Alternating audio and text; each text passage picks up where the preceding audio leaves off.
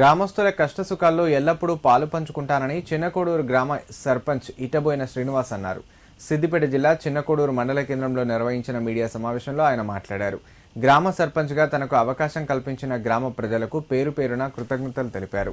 గ్రామ అభివృద్ధికి తన శక్తి మేరకు కృషి చేస్తానని హామీ ఇచ్చారు. మాజీ మంత్రి ఎమ్మెల్యే హరీష్ రావు సహకారంతో గ్రామాన్ని ఆదర్శవంతంగా తీర్చిదిద్దుతానని వెల్లడించారు. పెద్ద ఎత్తున ఓటేసి నన్ను గెలిపించిన చిన్నకోడు ప్రజలందరికీ నా శిరస్సు వచ్చి నమస్కరిస్తున్నా.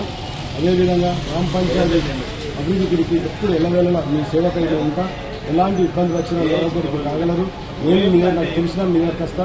దయచేసి మాత్రం మీరు మంచి మెజార్టీ ఇచ్చినందుకు మీరందరికీ నాకు మీ అందరికీ మీ శిరస్సును సమర్పిస్తున్నా. గ్రామాభివృద్ధి కోసం ఎంతైనా కష్టపడి ఎలాంటి ఇబ్బంది లేక గ్రామాభివృద్ధి చేసే ప్రయత్నం చేస్తా.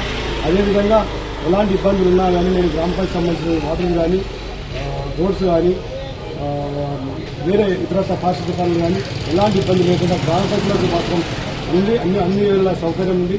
ఇక్కడనే ఉండి మీ అందరికీ సేవ చేసుకుంటానని కోరుకుంటూ మీ ఇద్దరు శ్రీనివాసు చిన్నప్పుడు గ్రామ సర్పంచ్ వీళ్ళందరూ నేను మంచి కోరుకుంటూ మీ అందరికీ సిద్ధపడి నమస్కరిస్తున్నాను.